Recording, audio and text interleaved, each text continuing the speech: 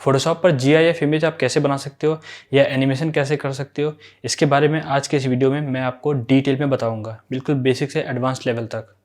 GIF animation में क्या क्या चीज़ें होती हैं, टाइमलाइन पे आपको कैसे काम करना है, कीज़ कैसे लगाने हैं, फ्रेम एनिमेशन क्या होता है और जितनी भी चीज़ें होती हैं एनिमेशन में, वो सब कुछ मैं फोटोशॉप पे आज आपको बताने वाला हूँ। तो चलिए स्टार्ट करते हैं आज के इस वीडियो को। मेरा नाम है दारा सिंह और आप देख रहे हो DS वर्क। आप सबका एक बार फिर से बहुत बहुत स्वागत है इस चैनल पर।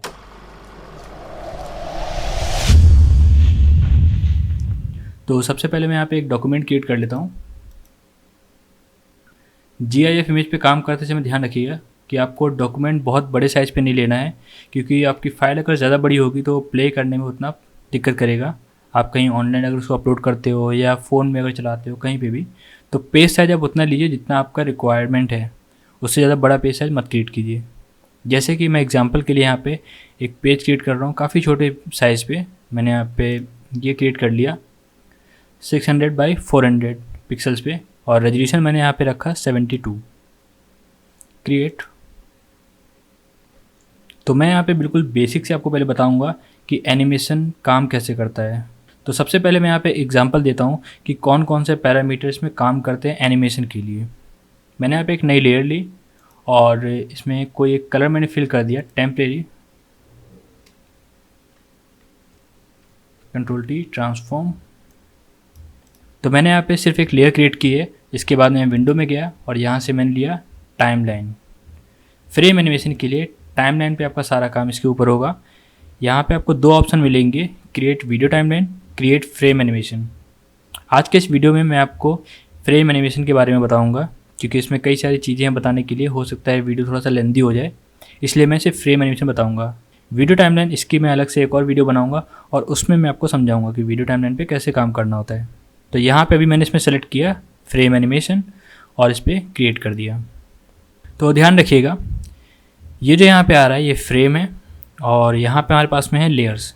लेयर हमारी यूज होंगी डिजाइनिंग के लिए, जो भी आप अलग अलग पार्ट पे बनाते हो, और फ्रेम हमारा यूज़ होगा उस डिज़ाइन को शो करने के लिए कि कितनी देर के लिए आप शो करना चाह रहे हो या कौन से फ्रेम पे कौन सी चीज़ आपको दिखानी है। तो यहाँ पे ध्यान रखिएगा, फोटोशॉप में 3 पैरामीटर्स हैं जो फ्रेम एनिमेशन पे काम करते हैं। पहला है पोजीशन, आप पोजीशन को एनिमेट कर सकते हो। दूसरा है ओपेसिटी, आप यहाँ पे ओपेसिटी को एनिमेट कर सकते हो, या जैसे हम लेयर को ऑन ऑफ करते हैं तो ये भी ओपेसिटी के अंदर ही आ जाता है। तीसरा है एफेक्ट्स, यानी कि लेयर स्टाइल, आप लेयर स्टाइल को एनिमेट कर सकते हो। इसके अंदर के जितने भी इसमें इफेक्ट्स मिल रहे हैं उनको आप एनिमेट कर सकते हो। किस तरह से देख लेते हैं। सबसे पहले हम बात करते हैं पोजीशन की। अगर आप अपनी किसी लेयर को पोजीशन पे एनिमेट करते हुए दिखाना चाह रहे हो तो उसके लिए आपको उतने फ्रेम यहाँ पे क्रिएट करने पड़ेंगे जितने आप उसमें चेंजेस दिखाना चाहते हो। फॉर एग्जांपल, मैं चाहता हूँ कि जो रेक्टेंगल है मेरे पास में, ये यहाँ पे लेफ़्ट साइड में रखा है और मैं चाहता हूँ कि राइट साइड में धीरे धीरे मूव होते हुए जाए। तो इसके लिए हमें उतने फ्रेम क्रिएट करने पड़ेंगे जितने स्टेप हम इसमें दिखाना चाहते हैं। मैंने एक नया फ्रेम क्रिएट किया, इस फ्रेम पे मैंने अपने इस लेयर को मूव किया, फिर एक और फ्रेम क्रिएट किया, फिर इसको मैंने और मूव किया, फिर एक और फ्रेम और मूव किया, फिर एक और फ्रेम, और इस तरह से मैंने इसको कंप्लीट कर दिया। तो आप देख रहे हो यहाँ पे हमारे पास में जो लेयर है ऊपर वो एक ही लेयर है, लेकिन फ्रेम हमने यहाँ पे 5 क्रिएट किए हैं। अब अगर मैं प्ले करता हूँ तो हमारा ये एनिमेशन कुछ इस तरह से दिखेगा। अब यहाँ पे जो एनिमेशन मैंने क्रिएट किया है ये एक लूप में चल रहा है। इसके लिए नीचे आपको यहाँ पे ऑप्शन मिल जाता है, यहाँ पे आप देखोगे फॉरएवर लिखा हुआ है। इस पर आप क्लिक करोगे तो यहाँ पे आप सेलेक्ट कर सकते हो कि आपको अपना एनिमेशन कितनी बार प्ले करना है, जो पूरा आपने एनिमेशन बनाया है, टोटल जितने आपके फ्रेम है। जैसे कि अगर आपने यहाँ पे 1 सेलेक्ट किया तो इसमें आपका एनिमेशन एक बार प्ले होगा और लास्ट में जाके स्टॉप हो जाएगा। आपको हर बार मैन्युअली प्ले करना पड़ेगा। मैं स्टार्टिंग फ्रेम पे गया और प्ले किया तो ये स्टॉप हो गया, दोबारा मैंने क्लिक किया फिर स्टॉप हो गया। तो वंस में आपका ये एक बार चलेगा। इसी तरह से आप जितनी बार भी इसको प्ले करना चाहते हो अपने अकॉर्डिंग आप यहाँ पे टाइम दे सकते हो। मैंने इसको दिया फॉरएवर, यानी कि जब तक हमारे GIF इमेज खुला रहेगा ये कंटिन्यू प्ले होता रहेगा। जैसे कि आपने देखा होगा वेबसाइट पे कई सारे एड्स होते हैं जो कंटिन्यू चलते रहते हैं। कुछ ब्लिंक हो रहा होता है, कहीं पे ग्लो चल रहा होता है, कुछ इमेज चेंज हो रही होती हैं, टेक्स्ट हाईलाइट हो रहा होता है, बहुत सारी चीज़ें होती हैं। तो अभी ये यहाँ पर इस तरह से बस प्ले हो रहा है, फॉरएवर पर लगा हुआ है। और इसमें आप हर एक फ्रेम का टाइम भी चेंज कर सकते हो। बाय डिफ़ॉल्ट अभी यहाँ पे 0 सेकंड लगा हुआ है, यानी कि हमारा फ्रेम एनिमेशन बहुत तेज़ चल रहा है। आप यहाँ पे हर एक फ्रेम को अपने अकॉर्डिंग टाइम भी दे सकते हो कि एक फ्रेम कितनी देर के लिए रुकेगा। जैसे कि मैं चाहता हूँ कि पहला फ्रेम यहाँ पे 0.5 सेकंड के लिए रुके। ये 1 सेकंड है, 2 सेकंड, 5 सेकंड, 10 सेकंड, और ये इसका हाफ सेकंड, ये उससे कम और ये और कम। नो डिले यहाँ पे काम करेगा 0 सेकंड के लिए। तो मैंने यहाँ पे लिया 0.5 सेकंड यानी कि हाफ सेकंड। तो अगर मैं प्ले करता हूँ तो पहला फ्रेम हमारा हाफ सेकंड के लिए स्टॉप रहेगा और बाकी फ्रेम जल्दी जल्दी चलेंगे। इसी तरह से अगर आप चाहो तो एक साथ सारे फ्रेम को कंट्रोल या शिफ्ट के साथ में सेलेक्ट करके आप सबका टाइमिंग चेंज कर सकते हो। मैंने यहाँ पे सबको टाइम दे दिया 0.2 सेकेंड। अगर अभी मैं प्ले करता हूँ तो ये इस तरह से दिखेगा 0.2 की स्पीड से। स्टॉप। और मैंने यहाँ पे सारे फ्रेम डिलीट किए। तो ये था यहाँ पे पोजीशन जो मैंने एनिमेट करके यहाँ पे दिखाया। फोटोशॉप में फ्रेम एनिमेशन में आपको एक और फीचर यहाँ पे मिल जाता है। यहाँ पे नीचे आप देखोगे तो यहाँ पे आपको ट्विन एनिमेशन फ्रेम मिल जाएगा। ट्विन एनिमेशन फ्रेम से आप अपना एनिमेशन थोड़ा सा और अच्छा कर सकते हो। जैसे कि मैंने अभी यहाँ पे जो मूवमेंट दिखाई इस रेक्टेंगल की, तो इसको आप और अच्छे से यहाँ पे कर सकते हो। उसमें स्मूथनेस और ज़्यादा आ जाएगी। आपको हर एक फ्रेम मैनुअली मूव नहीं करना पड़ेगा। कैसे? मैंने अपने रेक्टेंगल को यहाँ पे लेफ़्ट साइड में रखा और टाइम मैं यहाँ पे नो डिले कर रहा हूँ, यानी कि बहुत फास्ट चले ये। और एक और फ्रेम हमने क्रिएट किया। इस फ्रेम पे मैंने इसको दे दिया कि ये मूव होकर हमारा राइट साइड में यहाँ पे आएगा। मैंने मान लिया कि ये जो सेकंड फ्रेम है ये हमारा लास्ट फ्रेम होगा और ये हमारा फर्स्ट फ्रेम। अब इन दोनों के बीच में मुझे एनिमेशन चाहिए कि रेक्टेंगल हमें मूव होते हुए दिखाई दे। तो इसके लिए आपको क्या करना है, सिंपली दोनों फ्रेम को सेलेक्ट करना है कंट्रोल बटन के साथ में और यहाँ पे क्लिक करना है ट्विन एनिमेशन पे। ट्विन एनिमेशन पे आने के बाद में यहाँ पे आपको दिखेगा फ्रेम टू ऐड। आप कितने फ्रेम इन दोनों के बीच में ऐड करना चाह रहे हो वो आप यहाँ से वैल्यू दे सकते हो। जितने फ्रेम आपके पास में ज़्यादा रहेंगे उतना आपका एनिमेशन स्मूथ चलेगा और टाइम ड्यूरेशन भी उसका उतना बढ़ेगा। जैसे मैंने अभी यहाँ पे मान लीजिए ये 20 फ्रेम दे दिए और इसको ओके किया, तो यहाँ पे इसमें 20 नए फ्रेम क्रिएट हो गए। अब अगर मैं इसको प्ले करता हूँ तो आपको एनिमेशन का फ्लो कुछ इस तरह से दिखेगा।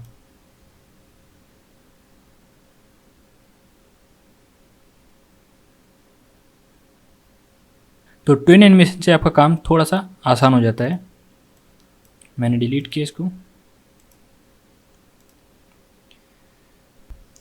तो अब यहाँ पे देखते हैं ओपेसिटी को। नॉर्मली आप यहाँ पे किसी भी अपनी लेयर को ऑन ऑफ करके दिखा सकते हो। जैसे कि पहले फ्रेम पे हमारे रेक्टेंगल ऑन है, सेकंड फ्रेम पे मैंने इसको ऑफ कर दिया। अगर मैं प्ले करता हूँ तो नॉर्मली एनिमेशन लूप पे इस तरह से चल रहा है। यहाँ पे रेक्टेंगल ऑन और ऑफ हो रहा है। आप जो भी यहाँ पे टाइम दोगे उसके अकॉर्डिंग ये प्ले होगा।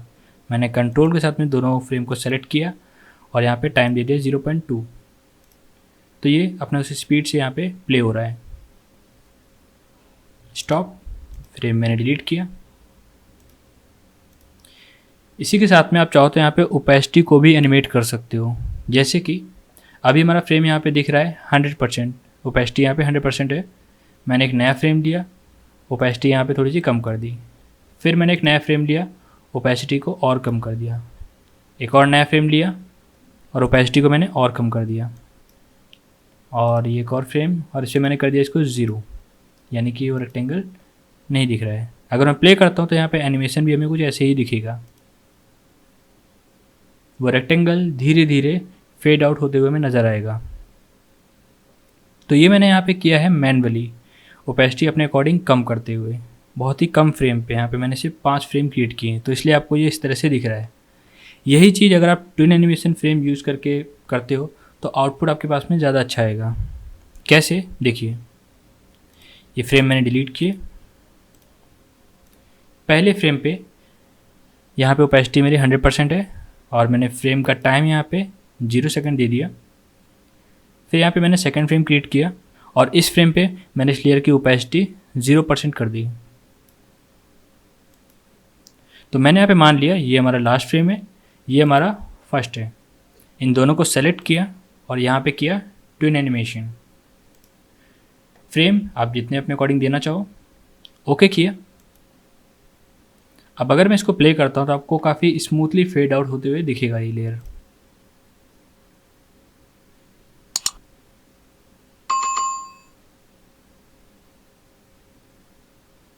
तो ये हो गया ओपेसिटी के साथ में। अब यहाँ पे देखते हैं एफएक्स यानी कि लेयर स्टाइल, इसको आप कैसे एनिमेट करोगे। तो सबसे पहले यहाँ पे हमने इसकी ओपेसिटी को 100 रखा, ये हमारा रेक्टेंगल पूरा विजिबल हो रहा है।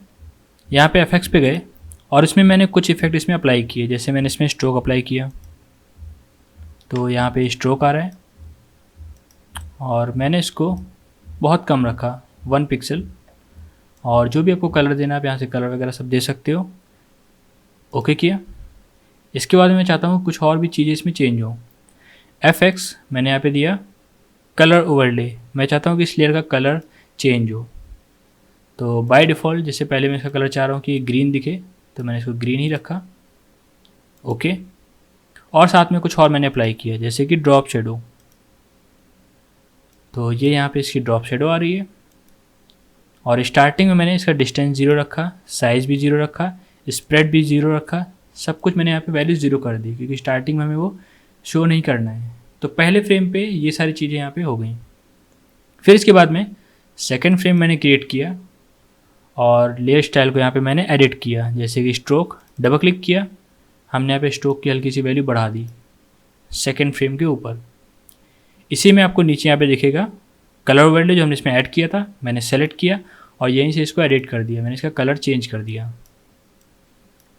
ओके। और मैं चाहता हूँ यहाँ पे कि इसकी शैडो बनते हुए दिखाई दे, तो नीचे यहाँ पे आ रहा है ड्रॉप शैडो, सेलेक्ट किया और यहाँ पे हमने इसका डिस्टेंस बढ़ाया कि शैडो हल्का सा इस तरह से बाहर आएगा। बाकी ओपेसिटी आपको जितना रखना है। ओके किया। इसी तरह से आप मैनुअली जितने फ्रेम पे चाहो चेंजेस कर सकते हो। मैंने एक और फ्रेम क्रिएट किया और इस बार मैंने फिर से इस पर कुछ चेंज किए, जैसे कि मैं यहाँ पे स्ट्रोक का कलर चेंज कर दे रहा हूँ और कलर ओवरले जो लेयर है हमारी इसका मैं कलर चेंज कर दे रहा हूँ।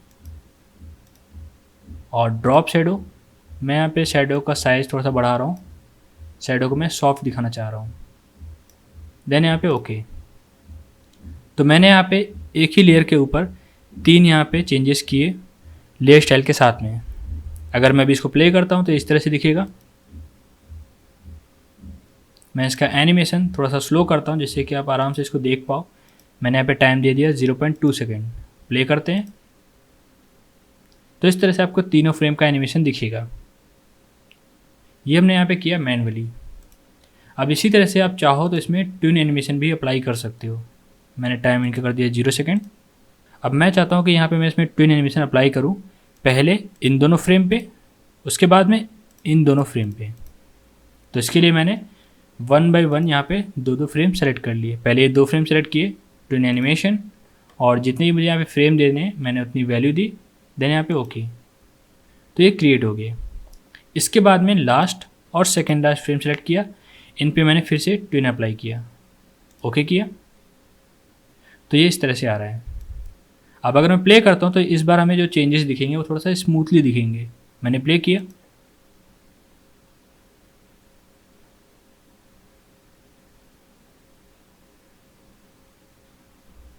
तो इस तरह से आप फ्रेम एनिमेशन पे काम कर सकते हो फोटोशॉप में। बहुत ही सिंपल है, आप मैनुअली करना चाहो कर सकते हो या ट्विन एनिमेशन के साथ में कर सकते हो। यहाँ पे ये 3 पैरामीटर्स आपके इसमें एनिमेट होंगे, पोजीशन, ओपेसिटी, एफएक्स। फोटोशॉप में हम पोजीशन को तो एनिमेट कर सकते हैं, लेकिन हम यहाँ पे इसका स्केल और रोटेशन एनिमेट नहीं कर सकते। मैं आपको दिखाता हूँ। जैसे कि अगर आप चाहोगे कि पहले फ्रेम पे रेक्टेंगल अभी ऐसे दिख रहा है, मैंने यहाँ पे नेक्स्ट फ्रेम लिया और मैं चाहता हूँ कि नेक्स्ट फ्रेम पे ये रोटेट हो जाए। मैंने ट्रांसफॉर्म किया और यहाँ पे इसको रोटेट किया। अभी आपको दिखेगा कि दोनों फ्रेम पे ये अलग अलग हमें दिख रहा है। पहले पे नॉर्मली रेक्टेंगल है और यहाँ पे ये रोटेट है, लेकिन जैसे मैं एंटर करूँगा ये दोनों फ्रेम पे अपडेट हो जाएगा, यानी कि दोनों फ्रेम पे ये रोटेट हो चुका है, क्योंकि हमने यहाँ पे लेयर में मॉडिफिकेशन किया है, हमने ट्रांसफॉर्म यूज़ किया है यहाँ पे, और ट्रांसफॉर्म फोटोशॉप में एनिमेट नहीं होता है। मैंने अंडू किया। ठीक इसी तरह से अगर आप चाहोगे कि आप स्केल एनिमेट करो तो डायरेक्टली स्केल यहाँ पे इस तरह से एनिमेट नहीं होगा। जैसे कि मैंने ट्रांसफॉर्म किया, मैं चाहता हूँ कि यहाँ पे लेयर हमारी इस तरह से काफ़ी छोटी दिखाई दे। पहले फ्रेम पे बड़ी दिखेगी, सेकंड फ्रेम पे छोटी दिखेगी। तो अगर मैं जैसे यहाँ पे एंटर करूँगा वो दोनों फ्रेम पे वैसे ही अपडेट हो जाएगा। हमें यहाँ पे लेयर दोनों फ्रेम पे छोटी ही नज़र आएगी। मैंने अंडू किया। तो आप फोटोशॉप पे इस तरह से डायरेक्टली रोटेशन और स्केल को एनिमेट नहीं कर सकते, लेकिन फिर भी आप रोटेशन और स्केल पे एनिमेशन दिखा सकते हो अगर आप चाहो तो। उसके लिए आप क्या करो, आप उतनी यहाँ पे लेयर्स क्रिएट कर लो, तब आप वो चीज़ शो कर सकते हो। मैं आपको एग्जांपल देता हूँ। मैंने ये लेयर डिलीट की और ये फ्रेम भी डिलीट किया। मैंने यहाँ पे इस बार स्क्वायर क्रिएट किया, यहाँ से शेप ले लिया और क्लिक शिफ्ट ऑल्ट के साथ, और ये प्रॉपर एक स्क्वायर है।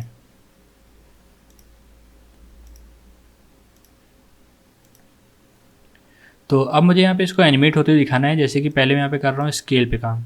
मुझे दिखाना है कि रेक्टेंगल धीरे धीरे स्केल होते हुए दिखे, काफ़ी बड़ा होते हुए दिखे। तो इसके लिए आप क्या करो, उस लेयर के उतने डुप्लीकेट बनाओ और फिर आप उसको ट्रांसफॉर्म कर लो। मैंने यहाँ पे डुप्लीकेट किया, Ctrl+J, ट्रांसफॉर्म किया और इसको स्केल किया, फिर डुप्लीकेट किया, ट्रांसफॉर्म किया और इसको स्केल किया, फिर से डुप्लीकेट, ट्रांसफॉर्म और यहाँ पे स्केल। तो इस तरह से मैंने इसमें चेंजेस किए। तो मैंने यहाँ पे उतनी लेयर क्रिएट कर ली जितना मुझे यहाँ पे एनिमेशन दिखाना था। अब अगर मैं यहाँ पे प्ले करता हूँ इन फ्रेम्स को, तो ये आपको इस तरह से दिखेगा। हमारे पास में नीचे टाइमलाइन है फ्रेम एनिमेशन की। मैं चाहता हूँ पहले फ्रेम पे हमारा पहला रेक्टेंगल नज़र आए, तो बाकी की लेयर्स को हम यहाँ पे ऑफ कर देंगे। सेकेंड फ्रेम लिया, सेकेंड लेयर दिखेगी। थर्ड फ्रेम लिया, third layer. Fourth frame, fourth layer. मैं सारे फ्रेम को कुछ टाइम यहाँ पे देता हूँ जिससे कि थोड़ा सा स्लो एनिमेशन दिखे, 0.2। अगर मैं प्ले करता हूँ तो ये आपको इस तरह से दिखेगा। तो ऐसा लगेगा कि ये स्केल पे एनिमेट हो रहा है, जबकि हमने यहाँ पे पहले से ही उतनी लेयर्स यहाँ पे क्रिएट कर ली हैं। बस हमने उन लेयर्स को ऑन ऑफ किया है, डायरेक्टली इसमें ट्रांसफॉर्म नहीं काम कर रहे हैं। मैंने ये फ्रेम डिलीट किए और बाकी के यहाँ पे लेयर्स भी डिलीट की। इसी तरह से अगर आपको रोटेशन पे एनिमेशन दिखाना है तो आप पहले से उसके उतनी लेयर डुप्लीकेट करके बना लो जितना आपको उसको रोटेट होते हुए दिखाना है। जैसे कि मैंने यहाँ पे इसको डुप्लीकेट किया, ट्रांसफॉर्म और इसको रोटेट किया किसी एक एंगल पे। यहाँ से आप एंगल देख लो, मैंने यहाँ पे 15 डिग्री इसको दिया, फिर डुप्लीकेट, ट्रांसफॉर्म, 15 डिग्री। आप शिफ्ट के साथ में रोटेट करोगे तो वो स्नैप करेगा। तो इस तरह से यहाँ पे ये इतनी लेयर्स बन जाएंगी। अब यहाँ पे आप इसको रोटेट होते हुए दिखा सकते हो, क्योंकि हमने उतनी यहाँ पे लेयर क्रिएट कर ली जितने में हमारा 360 डिग्री पूरा रोटेशन एक पूरा हो रहा है। और आप इसमें रोटेशन जितना कम एंगल का रखोगे उतना आपका रोटेशन स्मूथ दिखेगा। जैसे मैंने यहाँ पे 15 डिग्री दिया है तो ठीक ठाक इस पर दिखेगा। बाकी आप 15 डिग्री से और कम अगर रोटेशन लेते हो तो आपका और स्मूथ दिखेगा प्ले होते हुए, लेकिन उसमें आपकी लेयर्स भी उतनी ज़्यादा बनेंगी। तो इसको एनिमेट करके देखते हैं। पहले मैंने यहाँ पे ऑफ किया सारी लेयर्स को। मैं यहाँ पे इसमें दिखाना चाह रहा हूँ ये स्क्वायर बॉक्स को रोटेट होते हुए। तो क्या किया, पहले फ्रेम पे पहली लेयर हमें दिख रही है, दूसरे फ्रेम पे दूसरी लेयर दिखेगी और पहली लेयर यहाँ पे ऑफ हो जाएगी। तीसरे फ्रेम पे तीसरी लेयर दिखेगी और दूसरी लेयर ऑफ हो जाएगी। इस तरह से आपको 1 by 1 ऑन ऑफ करते जाना है।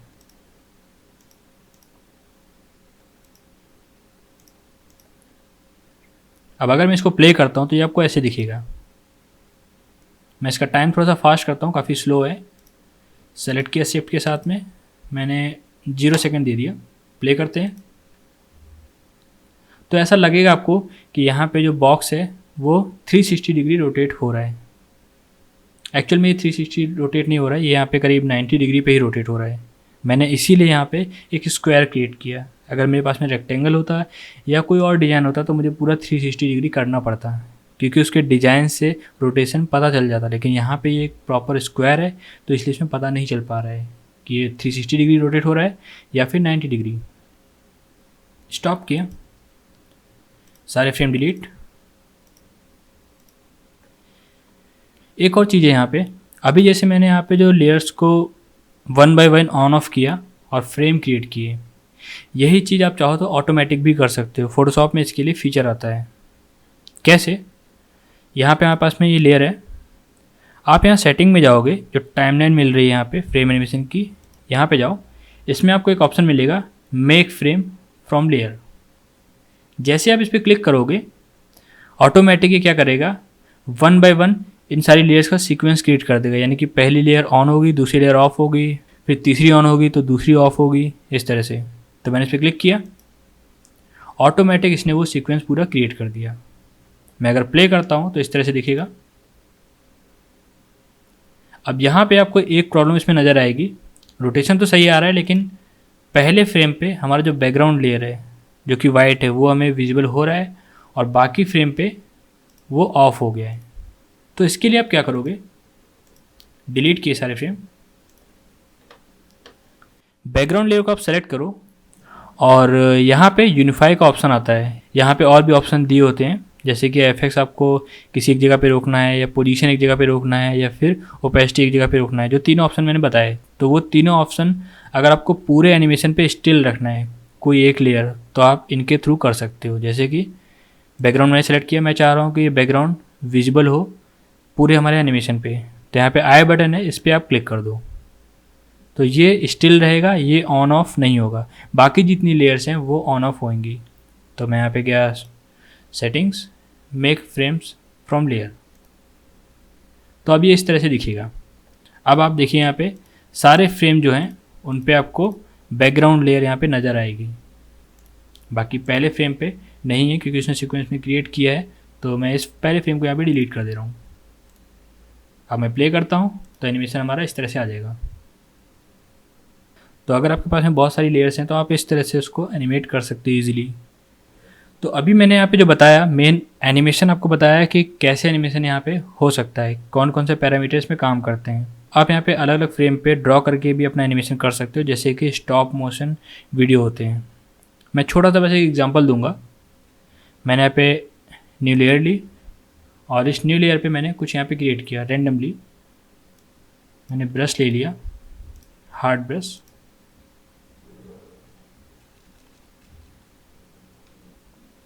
तो जो भी आपको एनिमेट होते दिखाना है आप उतने यहाँ पे इसके फ्रेम क्रिएट कर सकते हो। बहुत सिंपल सा एग्जांपल मैं आपको दे रहा हूँ, देखिए।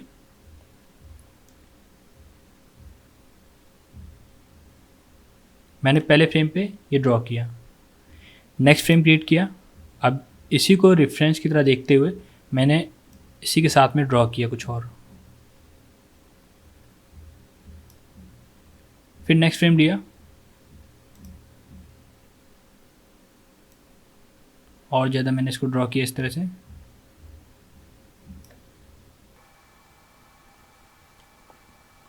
अगर आपको वर्क साइकिल अच्छे से आता है तो आप काफ़ी अच्छा इसमें क्रिएट कर सकते हो, डिपेंड करता है आपके स्किल्स के ऊपर। मैं यहाँ पे बस रैंडमली क्रिएट करके दिखा रहा हूँ, बिल्कुल रफ।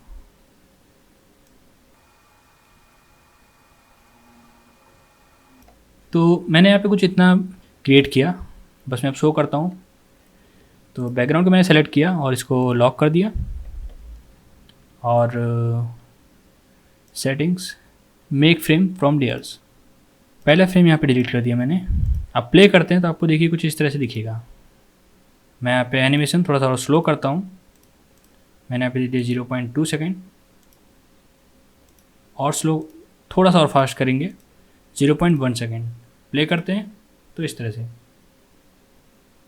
तो हालांकि ये प्रॉपर यहाँ पे मैंने क्रिएट नहीं किया है, बस रैंडम आपको एक एग्जांपल दिया है कि कैसे यहाँ पे एनिमेशन इसमें काम करता है। तो आप इस तरह से ड्रॉ करके भी अपना एनिमेशन कर सकते हो, बिल्कुल वैसे जैसे कि पहले के टाइम पे ट्रेडिशनल कार्टून मूवीज़ बनती थी, तो वहाँ पे हर एक फ्रेम पे मैनुअली इस तरह से काम होता था। तो वैसे आप यहाँ पे भी कर सकते हो, बस आपको उतना ड्रॉ करना पड़ेगा डिटेल्स के साथ में। तो अब यहाँ पे मैं एक नॉर्मल सा एक डाउनलोड बटन आपको क्रिएट करके दिखाऊंगा, जैसे कि आपको वेबसाइट वगैरह पे मिल जाते हैं, और GIF एनिमेशन के थ्रू उसको हल्का सा एनिमेट करके दिखाऊंगा कि कैसे वो प्ले होता है। उसमें मेरा पोजीशन, एफएक्स, ओपेसिटी, ये जितनी भी तीनों चीज़ें हैं हम यहाँ पे यूज़ कर सकते हैं। मैंने यहाँ पे राउंडेड रेक्टेंगल ले लिया, क्लिक एंड ड्रैग, और इसके कॉर्नर को मैंने और ज़्यादा यहाँ पे राउंड में किया। वैल्यू यहाँ पे लॉक है, इसलिए मैं किसी भी एक वैल्यू पे चेंज करके अपना काम कर सकता हूँ।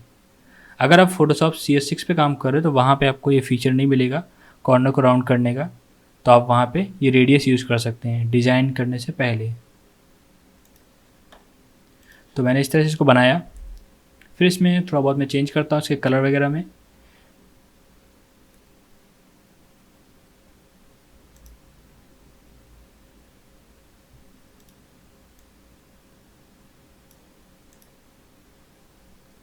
और मैंने इसमें स्ट्रोक भी इसका ऑन किया, वैल्यू। मैंने इस तरह से बिल्कुल एक सिंपल बटन बनाया। फिर यहाँ पे टेक्स्ट टाइप किया, टेक्स्ट टूल,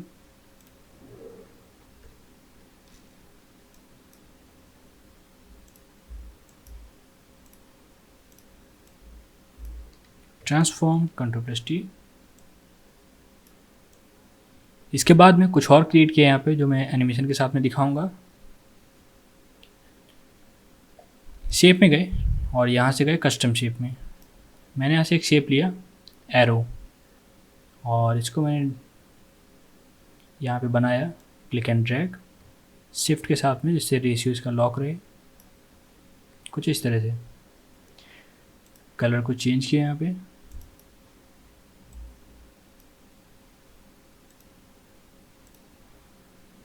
और इस पे मैंने कोई इफेक्ट्स यहाँ पे अप्लाई कर दिया, जैसे कि मैंने इसको ड्रॉप शैडो दे दिया।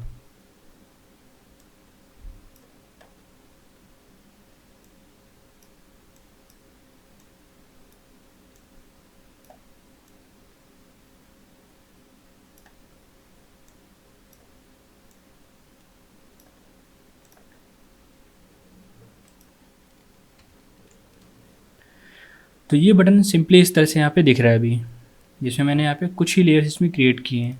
पहले यहाँ पे राउंडेड रेक्टेंगल, फिर यहाँ पे टेक्स्ट और यहाँ पे एक एरो। इसके अलावा अब मैं यहाँ पे जो चेंजेस इसमें दिखाऊंगा तो उसके लिए मैं यहाँ पे इन्हीं का डुप्लीकेट करके थोड़े बहुत इनमें चेंजेस कर देता हूँ। जैसे कि बैकग्राउंड का जो कलर है मैं वो यहाँ पे चेंज होते हुए दिखाना चाह रहा हूँ, तो मैंने इसको किया डुप्लीकेट और कुछ कलर में मैंने यहाँ पे चेंजेस कर दिए।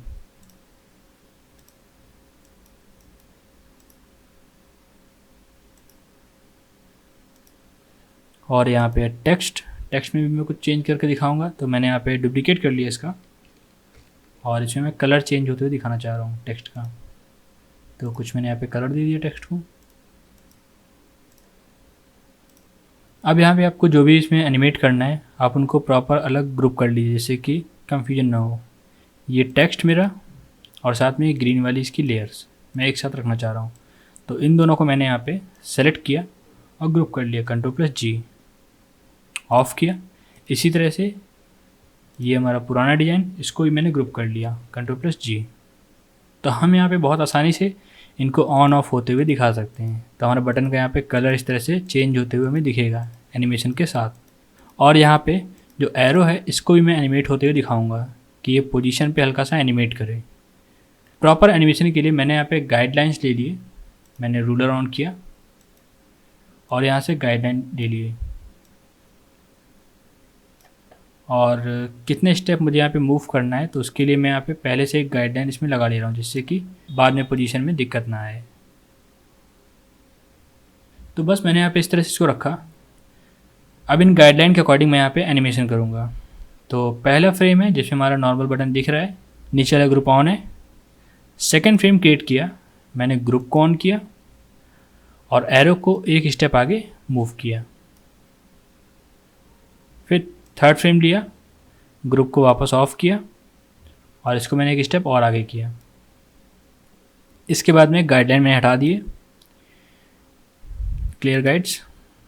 और अगर मैं यहाँ पे इसको प्ले करता हूँ, एक टाइम दे देता हूँ 0.1। अब मैं प्ले करता हूँ तो एनिमेशन हमारा इस तरह से दिखेगा। तो इस तरह के डाउनलोड बटन वगैरह आपने देखे होंगे नेट पे, तो सिंपली वो इस तरह से यहाँ पे क्रिएट हो जाते हैं। आप जैसा एनिमेशन बनाना चाहो अपनी क्रिएटिविटी के अकॉर्डिंग यहाँ पे बना सकते हो। इसके अलावा एक और एनिमेशन मुझे यहाँ पे दिखाना है, जैसे कि लोडिंग वाला जो एनिमेशन होता है, जो सर्कल में लोडिंग चल रही होती है, वो आप कैसे इसमें क्रिएट कर सकते हो। बहुत सिंपल है वो भी, देखिए। तो इसके लिए मैंने यहाँ पे लिया शेप में एलिप्स टूल और क्लिक शिफ्ट ऑल्ट के साथ ड्रैग, एक एलिप्स हमने यहाँ पे क्रिएट किया। इसमें फिल मैंने इसका ऑफ कर दिया, फिल को यहाँ पे नन रखा और स्ट्रोक मैंने इसका ऑन कर दिया। स्ट्रोक में मैं यहाँ पे इसमें क्रिएट करूँगा ग्रेडियंट। थोड़ा सा स्ट्रोक की वैल्यू बढ़ाते हैं जिससे कि मुझे दिखाई दे। और जो यहाँ पे मैंने ग्रेडियंट क्रिएट किया है ये बाय डिफ़ॉल्ट अभी यहाँ पे लीनियर पे आ रहा है, तो हम इस ग्रेडियंट को चेंज करते हैं। वापस से हम इसी में गए, ग्रेडियंट ये आ रहा है लीनियर पे, आपको इसको चेंज करके करना है एंगल ग्रेडियंट पे। और एंगल करने के बाद में इसकी डायरेक्शन भी आपको चेंज करनी होगी, क्योंकि अभी जो यहाँ पे डायरेक्शन इसकी आ रही है वो उल्टी डायरेक्शन आ रही है, यानी कि वाइट स्टार्टिंग में और ब्लैक एंड में।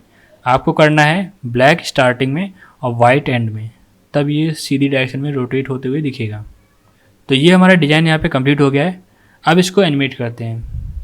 अगर आप वेक्टर शेप के साथ में काम कर रहे हो तो एक चीज़ यहाँ पे ध्यान रखना, हमने जिसमें ग्रेडियंट डाला है वो वेक्टर में इसी के स्ट्रोक में जाके फिल किया है। ऐसे में अगर आप इसको ट्रांसफॉर्म करोगे और रोटेट करोगे तो यहाँ पे ग्रेडियंट आपको रोटेट होते हुए नहीं दिखेगा।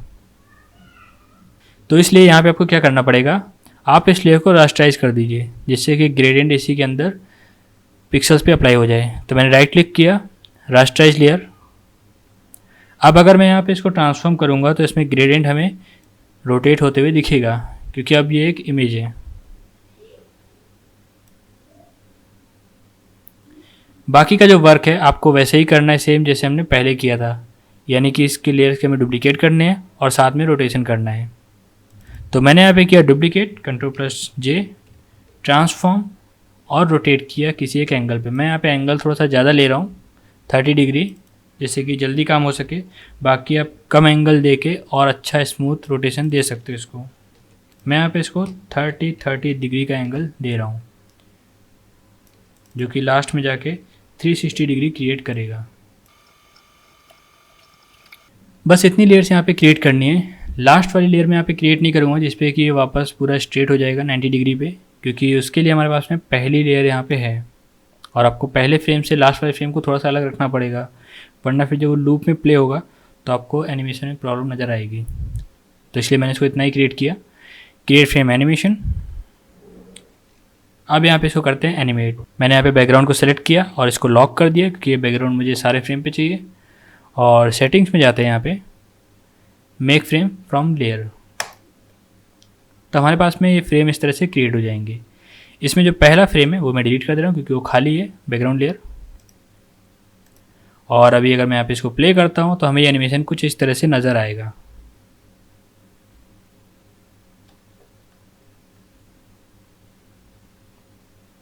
तो इस तरह से आप इजीली यहाँ पे लोडिंग का एनिमेशन क्रिएट कर सकते हो। और ये मैंने अभी आपको दिखाया यहाँ पे फ्रेम एनिमेशन के साथ में। ये जो एनिमेशन है हम वीडियो टाइमलाइन पे और इजी तरीके से कर सकते हैं, लेकिन मैं वो आपको आगे बताऊंगा दूसरी वीडियो में, इसी का जो सेकंड पार्ट में बनाऊंगा। इसके बाद में आपको इसको as a GIF image save करना है जिससे कि ये कंटिन्यू प्ले हो सके। तो इसके लिए आप फाइल में जाइए, यहाँ पर आपको मिलेगा एक्सपोर्ट और इसके अंदर save for web. Photoshop CC के जितने भी वर्जन आप यूज़ करोगे उसमें आपको ये सेव फॉर वेब का ऑप्शन एक्सपोर्ट के अंदर मिलेगा। बाकी आप पुराने वर्जन पे अगर काम कर रहे हो फोटोशॉप CS6 या उससे भी पुराने, तो आपको ये ऑप्शन डायरेक्टली यहीं पे बाहर मिल जाएगा। मैंने इसको एक्सपोर्ट किया सेव फॉर वेब। एक ये विंडो ओपन होके आएगी। इस विंडो में आप यहाँ पे भी प्ले करके देख सकते हो आपने जो एनिमेशन बनाया है। टोटल यहाँ पे कलर्स आपको दिखा रहा है जो इसके अंदर यूज़ हुए हैं, और आपके डॉक्यूमेंट का साइज़ यहाँ पे आप इस डॉक्यूमेंट को रीसाइज भी कर सकते हो। आप एनिमेशन में यहाँ पे चेंजेस कर सकते हो जो आपने बनाते समय किया था। तो GIF सेव करने के लिए आपको यहाँ पे कोई भी सेटिंग इसमें चेंज नहीं करना है, डिफ़ॉल्ट जैसे आपको वैसे रहने देना है। ऊपर यहाँ पे आपका ये GIF इसमें आ रहा है फाइल फॉर्मेट, और यहाँ से आप कर दीजिए सेव। सेव पे क्लिक करने के बाद में आप जहाँ भी इसको सेव करना चाहते हैं अपना फोल्डर सेलेक्ट कर लीजिए, नेम दे दीजिए फाइल को, और नीचे जो यहाँ पे आ रहा है फॉर्मेट और सेटिंग, इसमें आपको कुछ भी इसमें चेंज नहीं करना है, इसको डिफ़ॉल्ट ऐसे ही रहने देना है। बस यहाँ पे आपको सेव कर देना है। तो ये वो फाइल है जो हमने सेव की। आप डबल क्लिक करोगे तो डायरेक्टली ये आपको एनिमेट होते हुए इस तरह से दिखेगी। और अगर आप विंडोज़ 7 यूज़ कर रहे हैं तो विंडोज़ 7 का जो फ़ोटो व्यूअर है वो GIF इमेज को सपोर्ट नहीं करता है। तो ऐसे में आप उसको किसी ब्राउज़र पे प्ले करके देख सकते हो, जैसे क्रोम हो गया या और दूसरा कोई ब्राउज़र हो गया। मैंने यहाँ पे एज ओपन किया और इस पर ड्रैग एंड ड्रॉप आपको करना है बस इस तरह से, और आपका एनिमेशन आपको ब्राउज़र पे डायरेक्टली प्ले होके दिख जाएगा। और अभी मैंने यहाँ पे आपको फ्रेम एनिमेशन बताया है, इसका मैं सेकंड पार्ट भी लेके आऊँगा जिसमें कि मैं वीडियो टाइमलाइन इसकी बताऊँगा कि वीडियो टाइमलाइन पे आपको कैसे काम करना है फ़ोटोशॉप पे। और अगर आपका अभी भी इसमें कोई डाउट अगर रह गया हो तो आप मुझे इस वीडियो के कमेंट में नीचे लिखिएगा, जिससे कि मैं आगे आने वाली वीडियो में वो चीज़ भी कवर कर सकूँ। अगर आपको मेरी ये वीडियो अच्छी लगी हो तो वीडियो को लाइक ज़रूर कीजिए, शेयर कीजिए अपने फ्रेंड्स के साथ में, और चैनल को सब्सक्राइब कीजिए जिससे कि आने वाले इस तरह की वीडियोस को आप सबसे पहले देख सकें। फिलहाल इस वीडियो में इतना ही। देखने के लिए बहुत बहुत धन्यवाद। मिलते हैं आपसे अगली किसी एक और ऐसी वीडियो में। तब तक के लिए काम करते रहिए और हमेशा ही कुछ नया सोचिए। Good bye.